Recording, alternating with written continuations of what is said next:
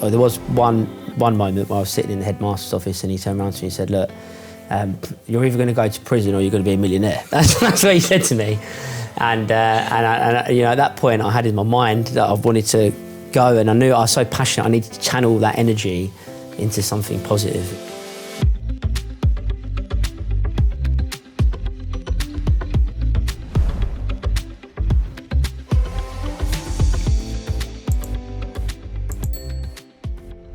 Hi everybody and welcome to FEBE Founder Stories. I'm John and I got Oliver Carson. How you doing, my friend? Hi John, pleasure to be here. Dude, you are looking sharp. You look amazing. Nice and tanned, ridiculously handsome too. Appreciate Obviously that. made an effort, we appreciate it. Always for you, mate, that's it. Listen, it's awesome to have you here. Huge congratulations for being the Growth 100.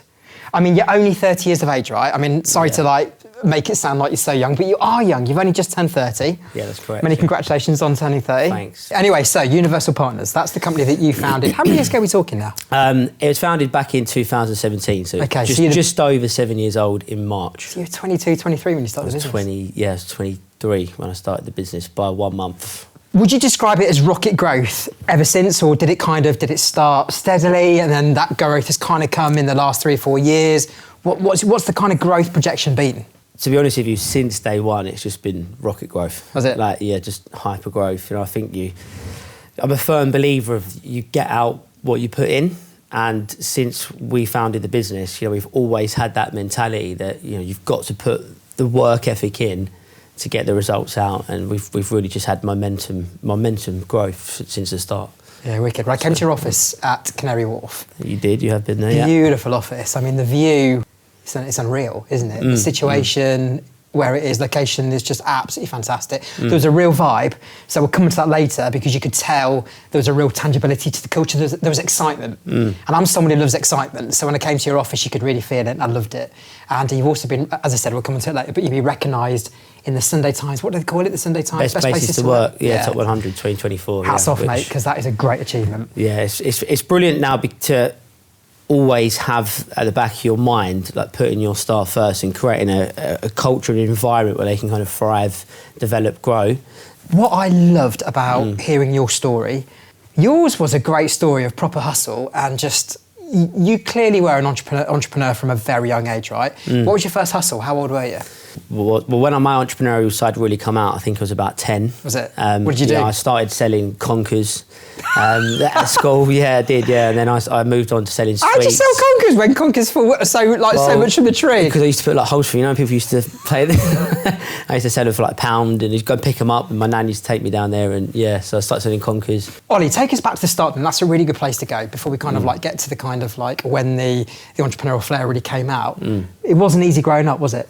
No, it really wasn't, and I had a very difficult life as a child. It was very broken. You know, my mum and dad split up at a very young age. My mum did some things that I didn't actually agree with. Yeah. I then, you know, moved around loads of different areas. I went to 4 different schools. Yeah. This is before I even completed school. Why 4? What was it like? Well, I just moved areas, like where my mum was in that kind of different relationships. It was like we kind of moved in, and I didn't get the chance to see my dad for a long part of that of my childhood, which was even more tough. You know, because you have a lot of questions, but you don't really realise as a child what the answers are till you grow up, and then you have the opportunity to actually speak. And now I've got a great relationship with my dad, but you realise a lot of things that you didn't know the answers to at a young age. So I realised very quickly that anything that I wanted in the world, that no one was going to give it to me. You know, there was no handouts. No. My dad's a great guy. But he's not motivated by money. You know, he works at BT.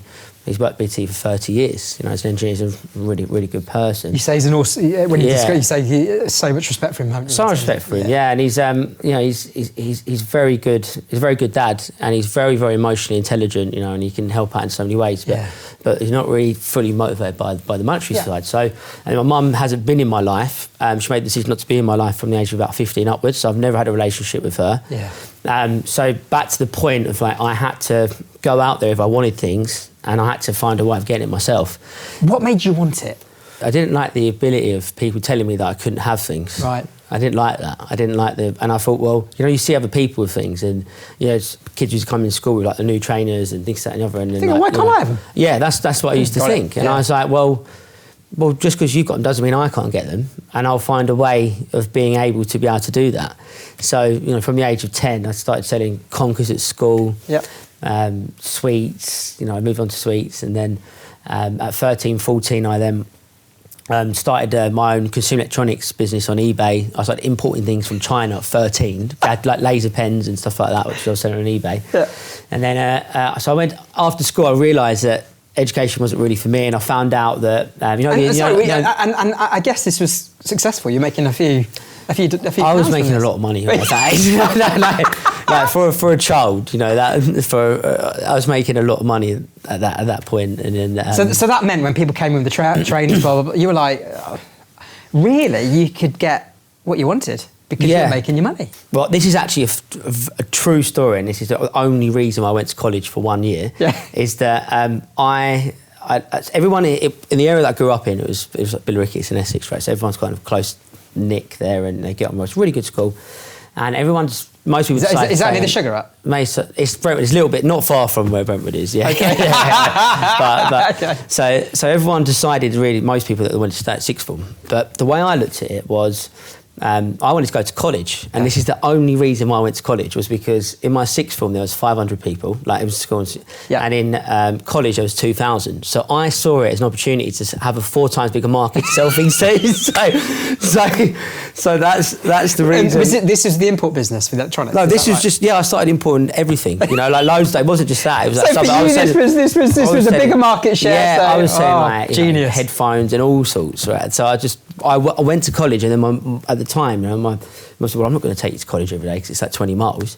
So I said, fine. So I saved up, and I spent £2,000. I went and bought a brand new moped so I could drive to college every day when I was 16. So, brilliant. So yeah, so as I was saying, my journey really went after school. You know, everyone found out about this. I found out about The Apprentice, the TV programme. Yeah. Well, there's a junior one many years ago, and everyone was like, Oliver, look, you've got to apply for that. So I said, okay, fine, let's do it. So long story short, I applied, and I made it down to the last 25 candidates out of 15,000 interviews, which was over like a 2-day process. And it was like knockout stages, like really challenging, but it was a great experience. So I did that, and then when I was in college for a year, I was like, look, this isn't for me. I need to get out there, I need to start making money. And then I found out about Dragon's Den, Peter Jones.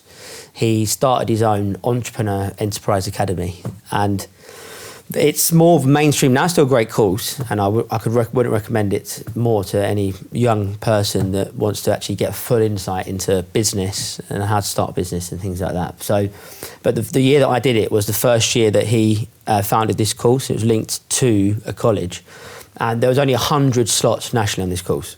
So I turned up, and it was like, right, Oliver, literally, this is what the guy who was in charge of the local area where I went to, and he's like, look, I've had 1,000 people apply, I've got 20 slots.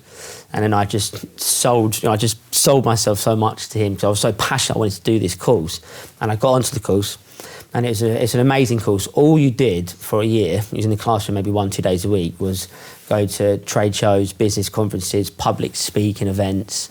And then I graduated got a qualification in Entrepreneur and Enterprise. I met Peter Jones at the time, and that was a phenomenal experience. And that course, it really starts... Sounds like it was absolutely brilliant in terms of learning the essential skills that you need to be a great business person. That's what it was. You had to start like your own mini business. So it had all the modules of like what's required, like to start that business.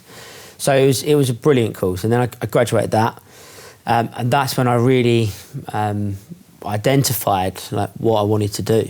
What I want to talk to you is about your experience of working for someone else before you then decided you want to work for be your own boss. At school, did anybody ever identify this talent in you? You know, what did your teachers make of you? What did they say to you? For me, I wasn't the best behaved child at school. A bit naughty? Yeah, I was very naughty at school. And I've only really reflected and realised at a later stage that the reason for that was because obviously I had a very unstable environment outside of that. And there's no stability, and that's why I kind of... Did it create anger, resentment? Yeah, there was a lot of anger. There's a lot of anger because there's a lot of things that happened, and you don't know, and you don't get... But imagine someone took you away from your dad for like 3-4 years. And that's what it was like. Awful. And then you're told that, doesn't care about you and things like this, and it's like... It's not true. It's not actually true. So, quite a bit of anger, yeah, but there was there was one moment where I was sitting in the headmaster's office and he turned around to me and said, look, you're either going to go to prison or you're going to be a millionaire. That's what he said to me. And at that point I had in my mind that I wanted to go, and I knew I was so passionate, I needed to channel that energy into something positive and prove to people that I was going to do it. Was that a moment, Ollie? It was a moment, yeah, because it's kind of stuck with me all these years on as well. You have these kind of points that you can reference back and anchor to. Yeah.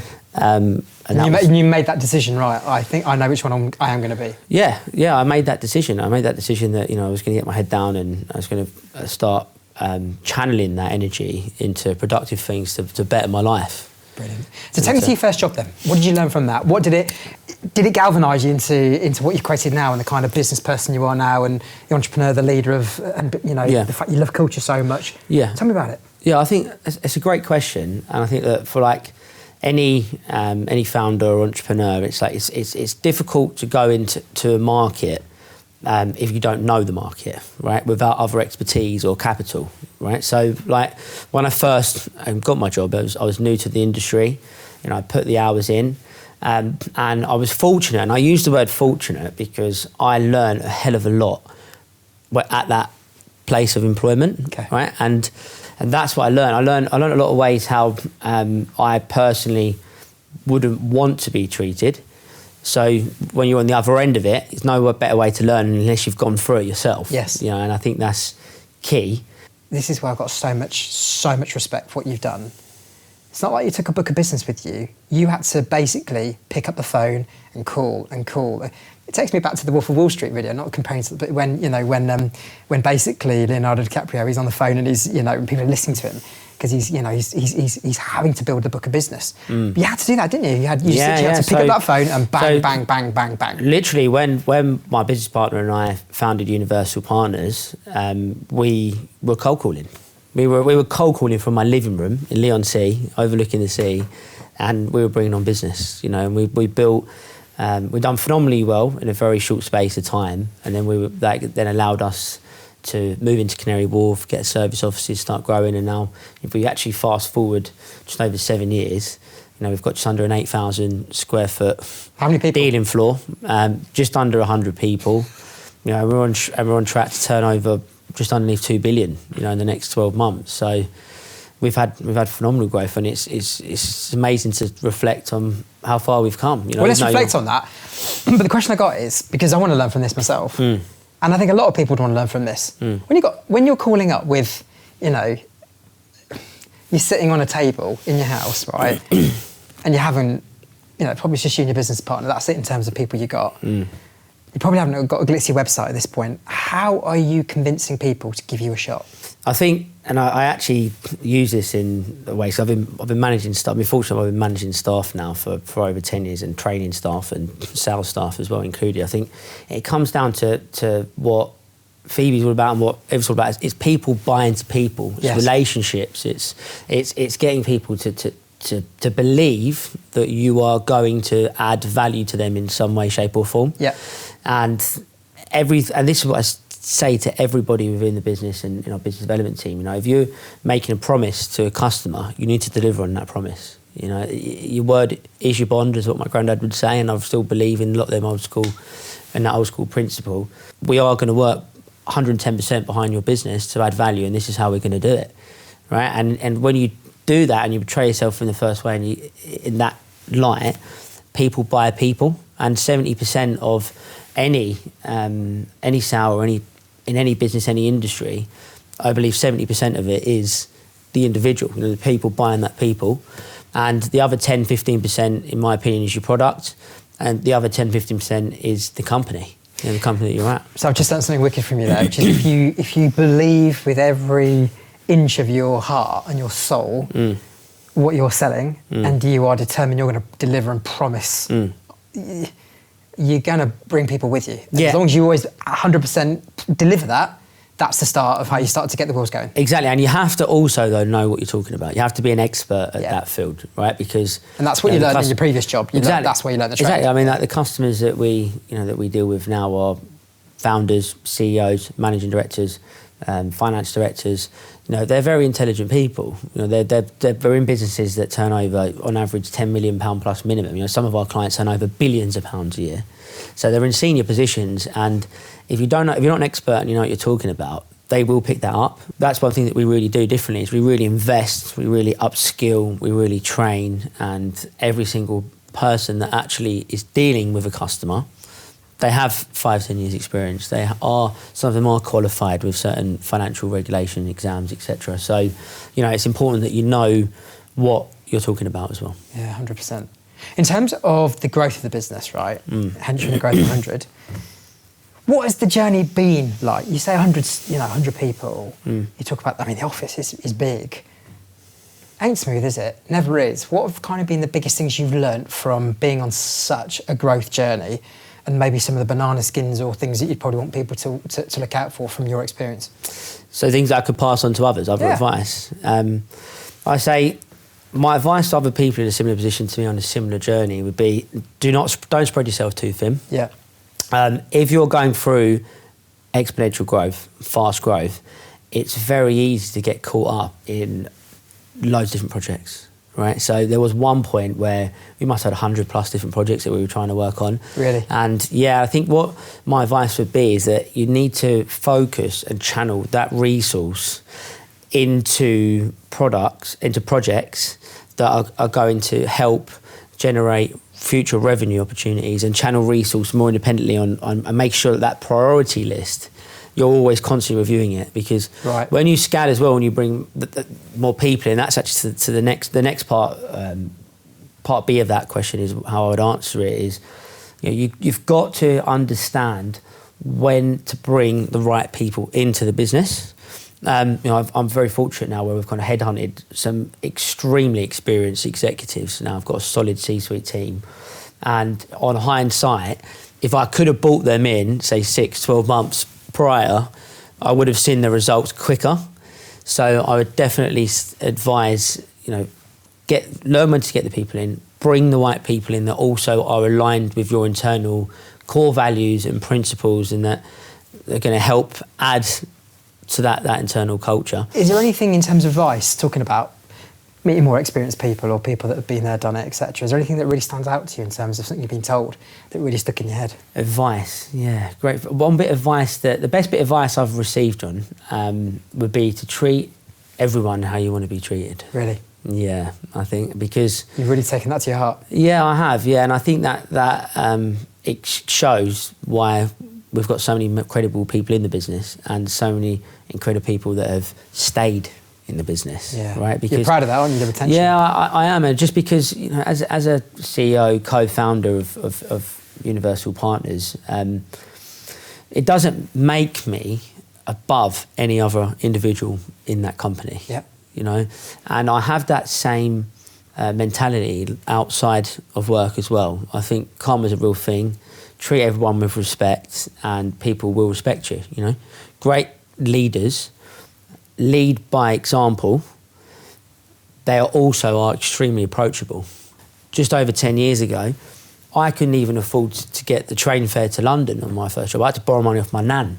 I was £4,000 or £5,000 in debt. I had people telling me, you can't do this, you're crazy. Why are you walking away? When you're starting a company, why are you walking away from earning X amount of money per year? And you've got to try and remember them roots, and I try and reflect and remember that to kind of keep me grounded from the start. It's a big question. Why would you step away?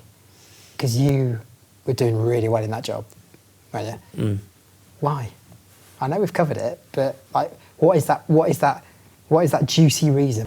The juicy moment for me was the fact that there's an element of that. I identified a niche in a market, right, and having an opportunity to get 3-4 years experience in a sector, speaking to multiple different businesses and identifying that there is a big problem that's missing, that these companies are facing. You know, they're not receiving the service that they should receive, they need to receive, they haven't got the right strategy in place. You know, there's other companies out there that don't actually understand their customers. They're just reactive. They're just waiting, you know, clients to call them when they need to move £1 million into dollars. Whereas what we do differently at Universal Partners is that we understand every single one of our clients. They're all different. They all have different financial objectives. They all have different business risks. They all have different risk appetites. And what we do is identify and tailor strategies to really help mitigate these business risks and add value. When you add that in, when you add and you bolt on, you know, exceptional service and really long-standing relationships, you're going to work, you're going to be there when they need you to be there. And that even means, you know, a lot of our portfolio managers, we deal in currency, right? So there's different time zones. And when the UK market's shut, the US market's open. When the US market's shut, you know, Asia's open. The only time it's shut is the weekend, right? Yeah. So sometimes you actually get the best opportunities in the markets that are outside UK hours. Right. So if we're working on a large transaction for a customer in the tens of millions, you know, or we will, if that market moves 7, 8, 9 o'clock in the evening, we'll call the clients. Really? You know, and we'll help them with the entry points, because how we present it to our customers and what we say to them is that we are an extension of their finance team at the end of the day, and we want to be seen as that. And nice. We're always willing to, and every single portfolio manager has the same mentality as that, and that's what we do, and that's kind of how part of the reason why we've got to where we have. What do you think are some of the key things that have created a great culture in your place? Because you have the badge to prove that, you know, this isn't just talk. That's a great question, actually. It's like the secret sauce, yeah, isn't it, in that culture. So I identified early on, and we, you know, business partner and I sat there, and we identified that what our core principles are as individuals. Yep. Right? And then we made a decision that every person that we were going to bring into the business has to have these 5 core principles aligned. And since then, it hasn't proven wrong, right? And what them 5 key principles are, and I'm more than happy to share them, I know you probably want to hear them, but is the first one is work ethic, is hard work. You know, it's everything that I've personally been about, and what we've been about since we've set this business up is about putting that work and putting that effort in. You know, if you do work twice as hard as your competitors, you're going to get twice the results, as long as you've got an intellectual approach with that, okay? Yeah. So work ethics has always been key, and we always want people to, we don't even need to ask anymore, they're just willing to do it, because it'll lead on to the third one in a minute. But so the first one's hard work. The second one is transparency. You know, every single person has a level of integrity in the business, with not just them individually, but with each other. You know, you've got to be transparent, you've got to let people know what's going on, and they need to let themselves know, you know, each other know what's going on, because at the end of the day, if you want to create a client-centric and a people-centric business, then that is exactly what we are. There needs to be unity, right? Which leads on to the third one, actually, which is collaboration. You have to be open to working in a team, right? If you want to go fast, go alone. If you want to go far, go together. A lot of people would have heard that saying, and I'm a firm believer of it, right? You have to create a culture where people are working in unity. So Mavericks right? to you then, no good for the culture? As in, independently? As in people who, you know, they may be amazing at their jobs, but if they're not prepared to literally bring everyone with them, that's going to be detrimental to your culture. Yeah. Third principle is collaboration. So we've got hard work, we've got unity, we've got collaboration. Transparency. Yeah, and then we've got loyalty. Okay. Right, and loyalty is a really key one, because we invest in every single employee in the business. Right, there's never been once, and I actually had this conversation only yesterday, but I had another person in my compliance onboarding team. They wanted to do an additional qualification. You know, never once has the company not funded a staff member doing a qualification that's going to help that individual progress. And of course, if they have more knowledge, more experience, they're going to provide better.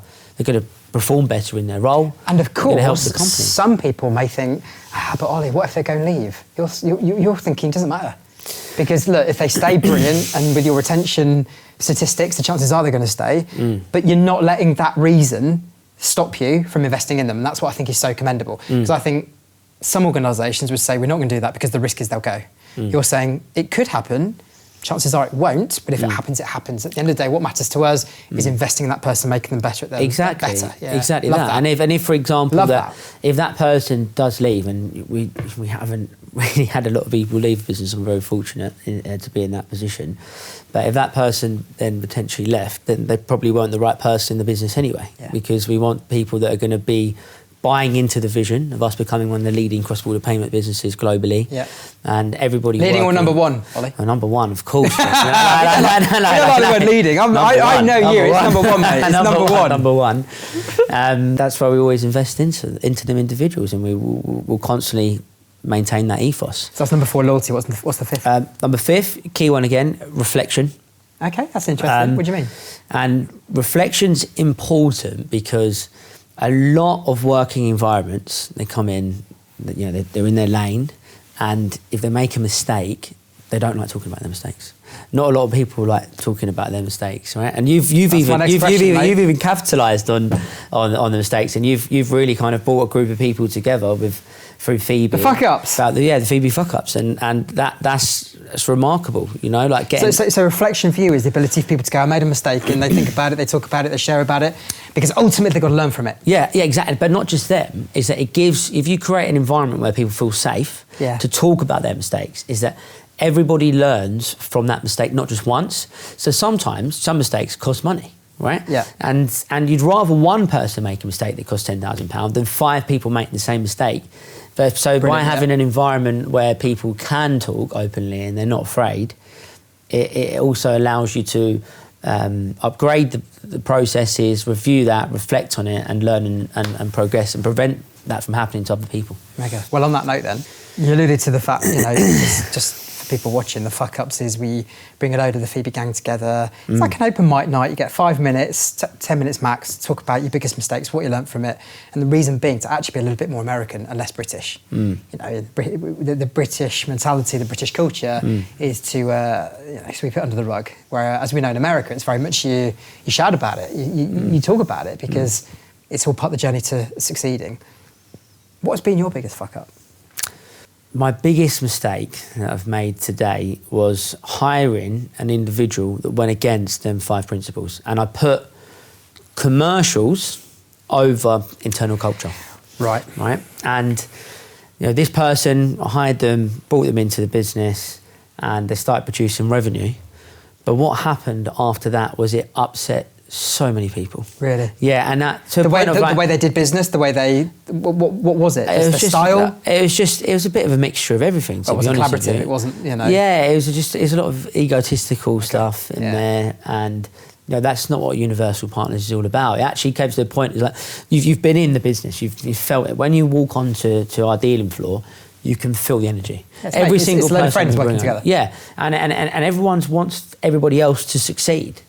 And you feel that. So we made the decision to exit that person out of the business, despite the fact that they were producing revenue, because for a lot of people, that gives them sleepless nights having to do that. Was that the same for you? Was that just a horrible experience to have to do? Well, of course, because it goes back to the point of like where I didn't actually come from money at all, right? Yeah. And one of the main drivers for me, ever since I was 10 years old, was to go out there and make money and become financially free. But then what I actually realised during that process, upon reflecting, which I tried to stick to my principles and follow them, is that I reflected and I realised that actually, 50%, that was only 50% of it for me. Now, I actually had money and I'm in a position where, I have got, where I'm more financially free. I realised that the other 50% that drives me now is actually coming in to an environment and working with good, genuine, hard-working people that want to collaborate and progress and help these individuals progress in their lives and give something back. You're talking about a young lady in your team. It's almost you're saying you said it was so funny how it came out. The timing was brilliant. It was like, she makes more money than you do. You were just so, you were so excited about that. It's true. Yeah, because, you know, it was a young person who was amazing at their job and they're just smashing it. And the excitement and just, I guess, yeah, what is it that it gives you from seeing that? Well, pride, isn't it? Massive amounts of pride. And I think that's one of the great things about, you know, being a founder is having the opportunity to really give back. Yeah. And we started an FX Academy 5 years ago internally. And what we do is we bring people out of school, college, university. We give them 10 to 12 hours training per week. We fully employ them during that process. It's a 12 to 24 month period. And we teach them everything. We teach them about financial markets. We teach them about business development. You're saying how to write an email, how to... Everything. Exactly, every single thing. How to communicate, because that is the biggest thing and the most important thing. That is, and that is my saying, is that if you ask me what is the most important skill in this world, and I would say it's communication. It is, isn't it? Yeah, 100% is communication. So we teach them how to communicate. You know, we'll even invest into these individuals to go on to do some exams if they need to do, or whatever, to further progress and develop. And then at the other end of that, they come out, they graduate, and they have the opportunity then to go and build successful careers, you know, stay within the business and build successful careers. And we have so many people that have gone through that academy now that are now in senior management positions in the business. What I found so inspiring about your story, and ever since I've met you, is where this comes from. Because you've had to underplay it, understate it, but you had a really tough time growing up as a kid, didn't you? Definitely, It was pretty vile, yeah? I would totally agree with you on that, yeah. But it has absolutely made you, hasn't it, in terms of who you are today, how you treat people, and for me, the ambition it's given you to create something that you have. Would you agree with that? Does it literally come on what you've been through, which has brought you to this place today? I think it's definitely shaped who I am, because I had no choice but to grow up very, very, very young. And so emotionally you had to develop far quicker than you were supposed to. So much quicker, you know, and it's a prime example how my C-suite team, some of them have 30 years experience, right? I'm 30 years old. I started this company when I was 23, and these people have to look up for you to leadership, right? And buy into you, and they wouldn't come and join the business if they didn't respect me and respect my business partner as well. Who's only 3 years older than you, right? He's 33 as well, right? So you're both really young. We're both really young. Yeah. So back to the original question of like, yes, I think it definitely gave me a lot of motivation, because everybody always told me from a young age that you can't do this. You've got to go. You're not going to make it. Down that road. Yeah, you're not going to make it. And you can't have those everyone traits. doubted me. Everyone always doubted me, and you know, got in a lot of trouble when I was younger as well. And it was like, and I wanted to prove to the world and everybody else that I could do it. And I always knew. My nan actually said, this is quite funny. My nan says to me now, right? She says, look, I used to ask you what you was going to do when you was younger. And I was about maybe 10, 11 when I first answered this question. And I used to answer it saying, well, Nan, I'm going to be a millionaire. That's at 10, 11 years old. She said there was always something that was not right with you, or like you're different, you know, in a certain way. Because you meant it. Because I meant it. I believed it at that young. Oliver, this is the first for us as well, that not only you're in the Growth 100 this year, but we were so fortunate and blessed when you said to us, you know, I love what you're doing, and you know, we want to be an official partner in this as well. So it's kind of very exciting to be doing what we're going to be doing for the next, you know, for how long we do it for. It's going to be so great to be working with you, because you've really inspired me ever since I've met you. I'm so grateful that you shared your story today, and I can't wait to see you become the number one. You know, you said the word leading. Let's get rid of that word right now. You're going to be the biggest. You're going to be the number one, and mate, you really deserve it. So thanks a million for coming today. Really appreciate that. That's great. Yeah.